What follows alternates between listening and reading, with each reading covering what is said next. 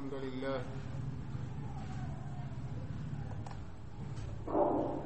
إن الحمد لله نحمده ونستعينه ونستغفره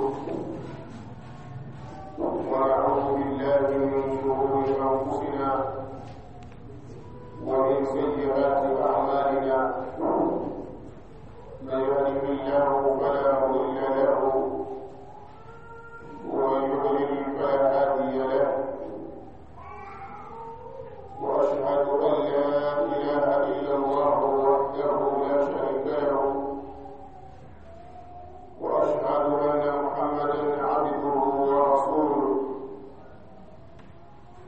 يا أيها الذين آمنوا اتقوا الله حق تقاته ولا تموتن إلا وأنتم مسلمون يا أيها الناس اتقوا ربكم الذي خلقكم من نفس واحدة وخلق منها زوجها وبث منهما رجالا كثيرا ونساء واتقوا الله الذي تساءلون به والأرحام إن الله كان عليكم رقيبا يا أيها الذين آمنوا اتقوا الله وقولوا قولا سديدا يصلح لكم أعمالكم ويغفر لكم ذنوبكم ومن يطع الله ورسوله فقد فاز فوزا عظيما أما بعد فإن أصدق الحديث كتاب الله وخير الهدي هدي محمد صلى الله عليه وعلى آله وسلم وشر الأمور محدثاتها وكل محدثة بدعة وكل بدعة ضلالة وكل ضلالة في النار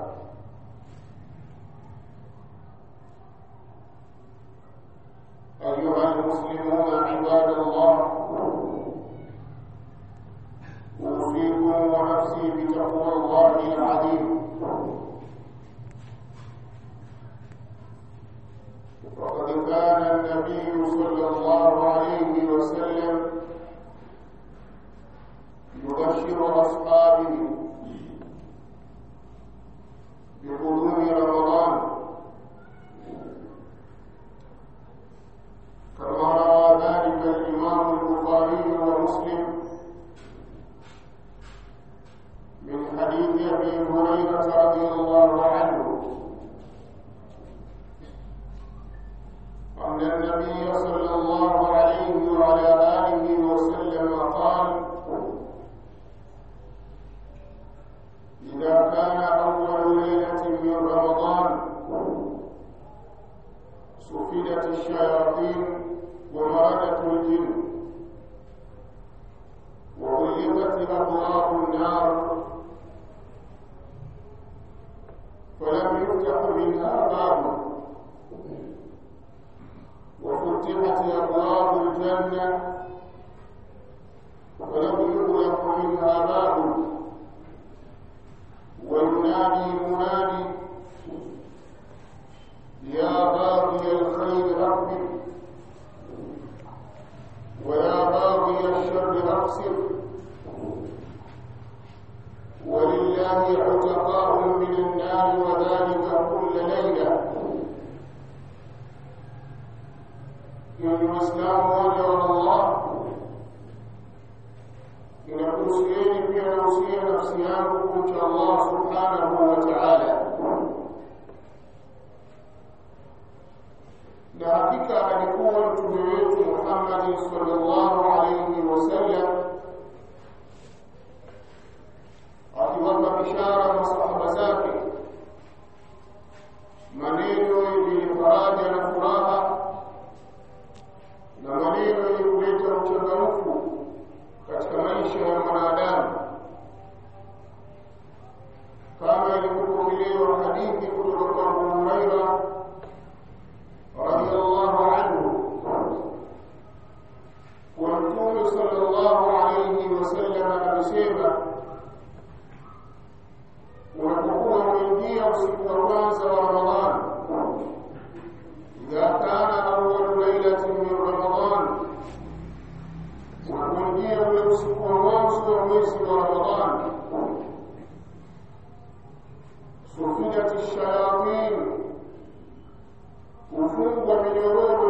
الشيطان ومردة الجن نوال مدين ووفو الله سبحانه وتعالى anawafunga minyororo ili waja wake wapate nafasi ya kumwabudu Allah subhanahu wa ta'ala na waja wake wapate uchangamfu katika taa na khairat, kwani mashaitani na majini waovu ni sababu kubwa sana katika sababu wasizokuzuia watu katika mambo ya kheri, na hao ni maadui zetu, na Allah tabaraka wa taala ametutaka tuwafanye kuwa ni maadui kama alivyosema Allah tabaraka wa taala, inna ash-shaytana lakum aduwwun fattakhidhuhu aduwwa, hakika shaytani kwenu nyinyi ni adui, basi na nyinyi mfanyeni kuwa ni adui. Na akatukataza bali akatukemea na akatuambia subhanahu wa ta'ala, fa inna man ittakhadha ash-shaytana qarinan fasa'a qarina, inna man ittakhadha ash-shaytana qarina, hakika yoyote atakayemfanya shaytani kuwa rafiki yake, basi huyo amechagua rafiki mbaya sana. Kwa hivyo unapoingia mwezi wa Ramadhani, Allah subhanahu wa ta'ala huwafunga minyororo na shetani na majini waovu, wa ghuliqat abwaabun nar, na inafungwa milango ya moto, na moto wa Allah, moto wa jahannam una milango 7 na yote inafungwa. Falam yuftahu minha babu, haufunguliwi mlango wote katika milango ya moto. Na hii ni bishara njema kwa waja wa Allah tabaraka wa taala, kukimbia moto wa Allah tabaraka wa taala na kulazimiana na taa. Wafutihat abwabu janna, na ufunguliwa milango ya pepo, na Allah tabaraka wa taala ameumba pepo akaiwekea namna mbalimbali za starehe katika maisha ya peponi,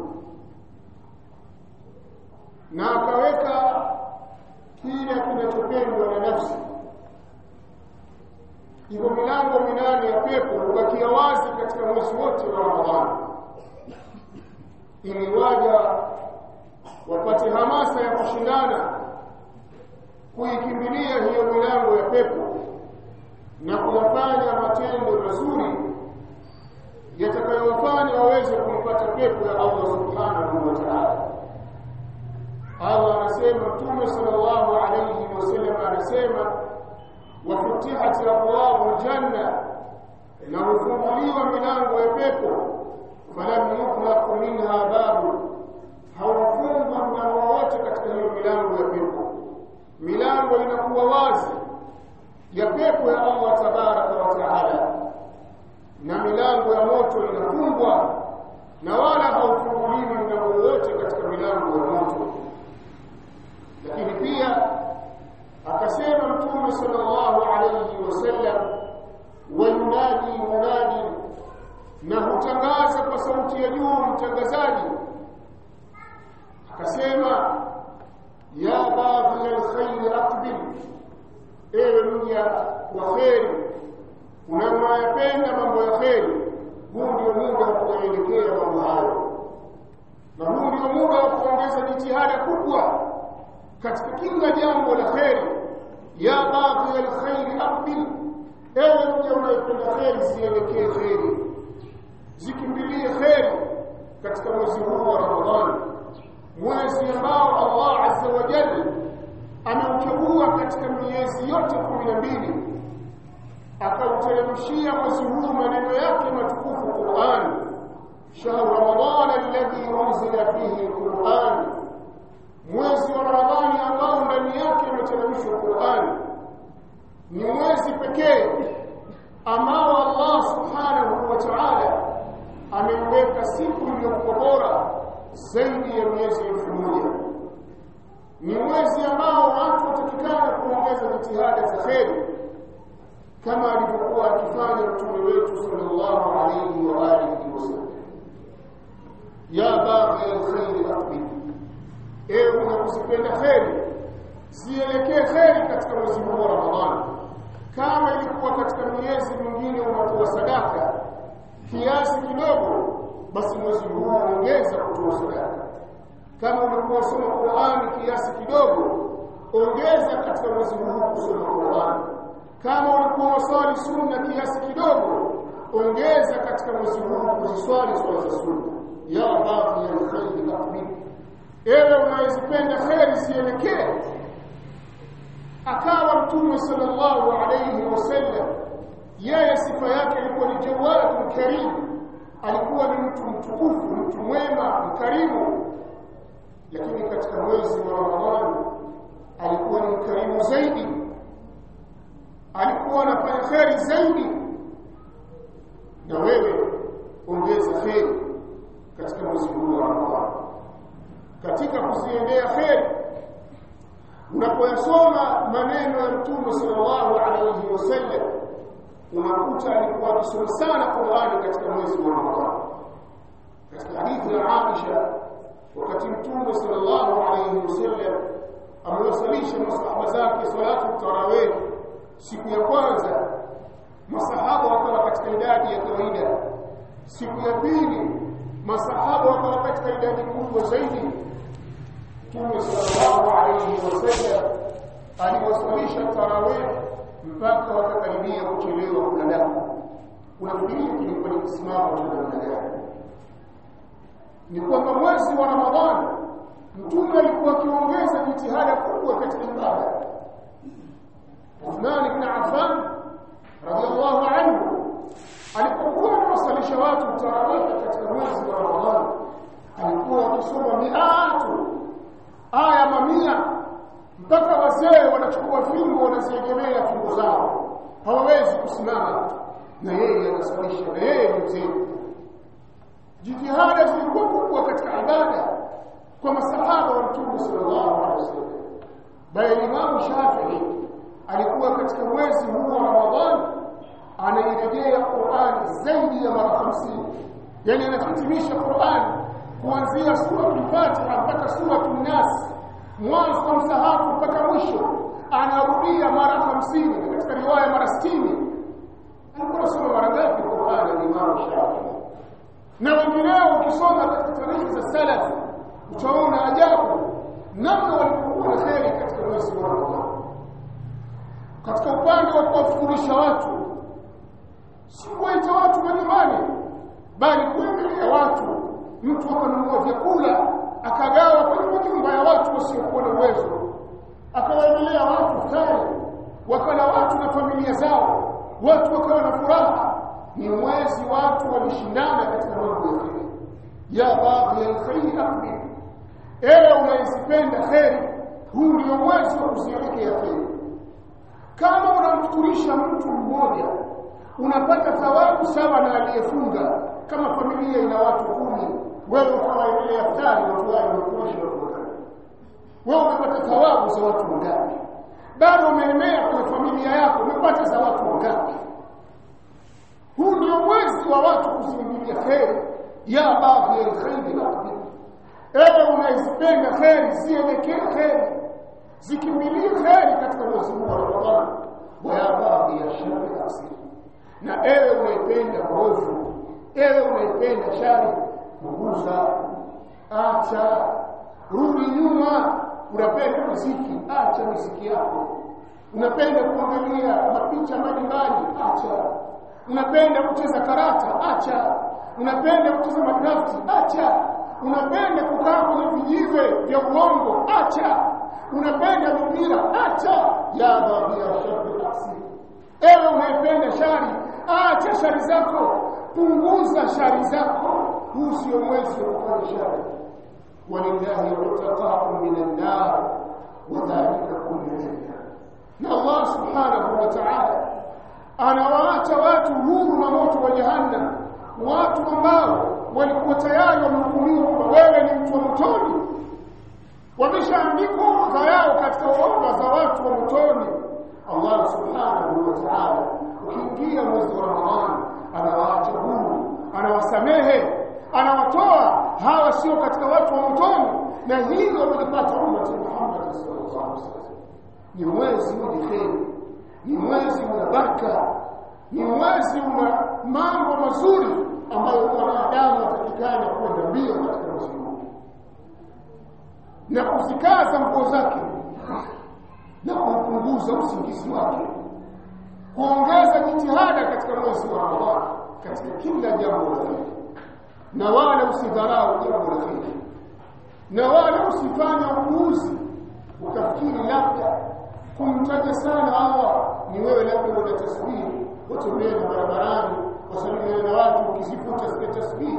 Hapana, mdomo wako unatosha, na wala Allah hana haja ya wewe kumpa hesabu umefanya 200, umefanya 500, umefanya 10,000. Allah hana haja ya hesabu. Allah anahitaji kuuona mdomo wako unamkumbuka katika mwezi wa Ramadhani, mdomo wako unasoma Qur'an katika mwezi wa Ramadhani, mdomo wako unapenda kuyataja maneno mazuri na kujiweka mbali na maneno mabaya katika mwezi wa Ramadhani. Wala baadhi ya shari nafsi, unaipenda mabaya, acha. Huu sio muda. Mwezi huu sio mwezi wa maovu, ni mwezi wa kuyakimbia maovu, ni mwezi wa kuyahama maovu, ni mwezi ambao mpaka ukija ukamaliza basi wewe unafikia katika daraja ya wema katika waja wa Allah subhanahu wa ta'ala.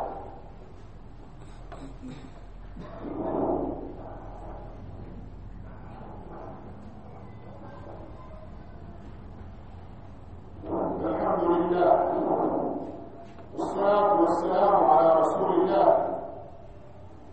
sallallahu alayhi wa ala alihi wa sahbihi ومن تبعهم بإحسان إلى يوم الدين وسلم تسليما كثيرا. أما بعد، أيها المسلمون عباد الله، أيها الإسلام واجب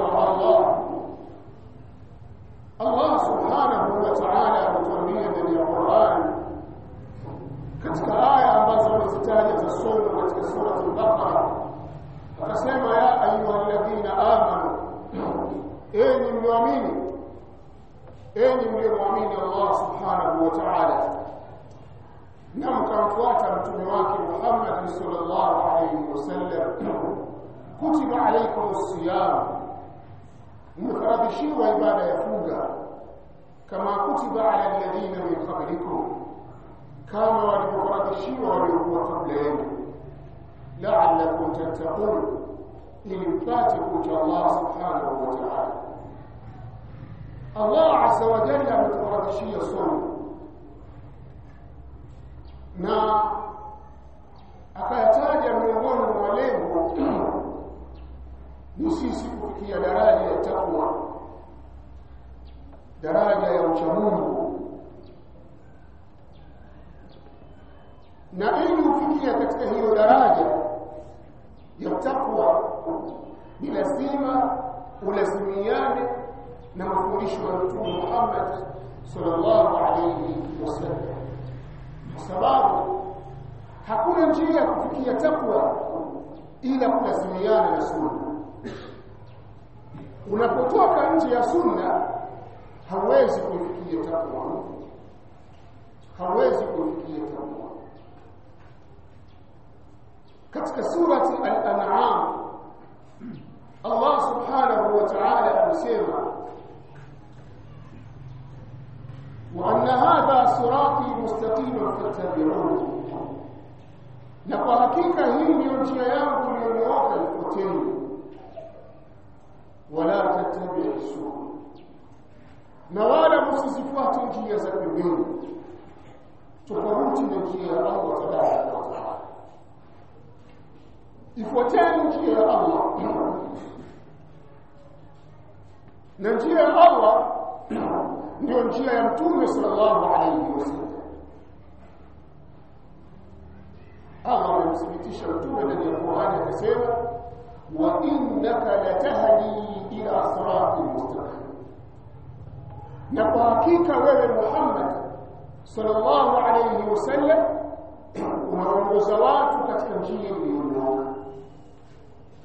Kwa njia iliyonyooka ni njia ya Allah na mtume wake Muhammad sallallahu alayhi wasallam. Tumelazimishwa sisi Waislamu tuifuate njia hiyo, tukakatazwa sisi Waislamu na njia za pembeni, na tukaambiwa fatafarraqa bikum an sabilihi, hizo njia za pembeni zitakutoeni kwenye njia ya Allah. Yani wao utakapopita njia isiyokuwa ya mtume hauwezi kufika kwa Allah. Fatafarraqa bikum an sabilihi, njia hizo zitakutoeni kwenye njia yake Allah. Dhalikum wasaqu bihi, huo ndio usia Allah anakuhusieni, ifuateni njia yake, mujiweke mbali na njia za pembeni. Dhalikum wasaqu bihi, huo ndio usia Allah anakupeni, la'allakum tattaqun, ili mpate kuwa wachamungu, ili mpate kumcha Allah. Lazima mufuate njia ya Allah, njia ya mtume sallallahu alayhi wasallam. Hakuwaje mtume katika mwezi wa Ramadhani? Alikuwa mwingi kusoma Qur'an, alikuwa mwingi wa kuamrisha mema, alikuwa mwingi wa kukataza mabaya, alikuwa mwingi wa kumtaja Allah. Kila kheri mtume alikuwa yeye ni wa kwanza. Hakuna aliyemfikia mtume sallallahu alayhi wasallam. Wa ajwadu ma yakunu fi Ramadhan, zaidi alikuwa ni karimu zaidi katika mwezi wa Ramadhan. Hakuna aliyeweza kumfikia mtume sallallahu alayhi wasallam. Lakini maisha aliyoishi mtume sallallahu alayhi wasallam, amefunga Ramadhani 11. Hizo Ramadhani hakuwahi kuanzisha uradi wa pamoja msikitini, hakuwahi. Ramadhani imefaradhishwa mwaka wa pili hijiria, na mtume amefariki mwaka wa 11 hijiria. Ramadhani 10 amezifunga mtume akiwa hai na afya mzima, haumi. Katika hizi Ramadhani 10, manake za miaka 10, hakuwahi kwenye maisha yake katika kufunga hizo Ramadhani, baada ya sala akaanza kuamrisha Waislamu uradi wa kumtaja Allah kwa pamoja. Hakuwahi. Alikuwa anajua hiyo kheri ama alikuwa hajui? Katika hiyo miaka yote hakuwahi kuambia Waislamu, kuwauliza na waitu saumu ghadin an adai. Hakuwahi. Alikuwa hajui hiyo kheri ama alikuwa anajua? Angalia shetani anapoteza watu. Unaweza ukaleta karina baina haya maneno yetu, kwamba unapoingia mwezi wa Ramadhani, sukina tushayatin wa maradatul jinn, wanafungwa minyororo mashetani na majini waovu. Unaweza kujiuliza, mbona bid'a zinakuwa nyingi kwenye Ramadhani? Ni shaitani gani anayezifanya hizi bid'a na watu wanakuwa na nguvu na uzushi wa ajabu kwenye Ramadhani? Wanaofungwa minyororo ni majini, sio wanadamu. Na hawa wanadamu walishaharibika kabla ya Ramadhani. Kwa hiyo shaitani baada ya kuwa kashafungwa minyororo, hawa walikwisha wateka kabla ya Ramadhani, wakawa ni viongozi wa uovu. Hawa wataendelea na uovu wao. Ndio maana mtume akasema, ya baghi ya sharri aqsir, ewe muovu punguza, acha. Maana yupo una muovu, kwa maana anajua acha uovu wake. Lau ilikuwa Ramadhani hakuna waovu, Mtume singesema ya baghi ya shari yaqsim, muovu acha uovu wako. Lakini wapo waovu waliokuwa waovu kabla ya Ramadhani. Sasa baadhi ya watu ile kuimba pamoja, watu kwa sauti nzuri za upole, wanahisi ni ibada kubwa sana. Ingelikuwa ni ibada, si ya kwanza ingeanza Mtume, si angefanya Abu Bakari, si angefanya Umar, si angefanya Uthman, si angefanya Ali. Mbona hawa wabora wetu hawakufanya? Ukipita njia isiyokuwa ya Mtume huwezi kufanikiwa na hauwezi kufikia takwa. Sasa lazima tujitahidi katika huu mwezi wa Ramadhani kujiweka mbali na bid'a na ahwa, kujiweka mbali na uzushi na mambo ya matamanio. Baadhi ya watu wananunua sana tasbihi katika mwezi wa Ramadhani. Wanafikiri kwamba ukiwa unazivuta zile shanga za tasbihi, kila ukivuta unapata thawabu. Sasa mtu anaongea na mtu baada ya asubuhi anavuta, mshindaji anavuta, wewe hii unashindaje na yeye ni tasbihi? Lakini yeye maskini anajua midamu vidole vinahesabu, basi Allah anaandika tasbihi. Ingelikuwa ni kheri angeanza kutengeneza hizo tasbihi Mtume, akawa nalo kubwa ambalo akawa analifuta. Maana yake hakuna mwenye kumtaja Allah kama Mtume. Lakini hakuwa nayo hata ya pete ya kukanyaga hivi kwenye pete, hakuwa nayo. Unafikiria kulikuwa hakuna njia ya kutengeneza?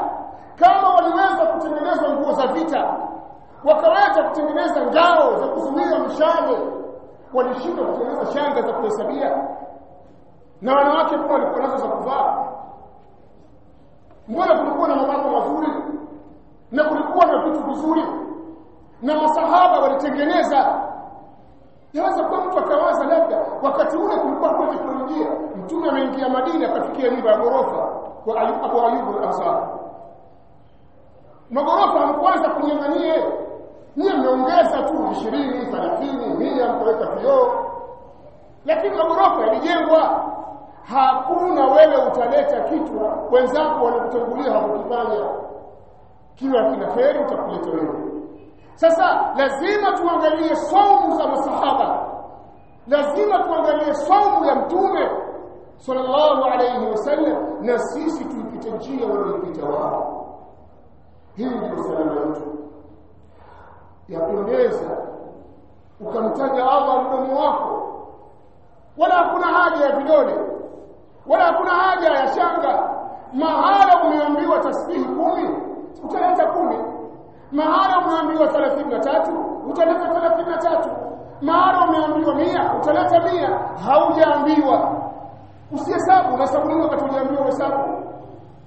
Ndio Abdullah bin Mas'ud radiyallahu anhu alipokuta watu msikitini wamekaa duara, kiongozi wao anawaambia takbiru 100, leteni takbira mara 100. Wanaanza Allahu akbar, Allahu akbar mpaka mara 100, na mbele yao wana vijiwe vya kuhesabia. Akawauliza, nini hii mfanya?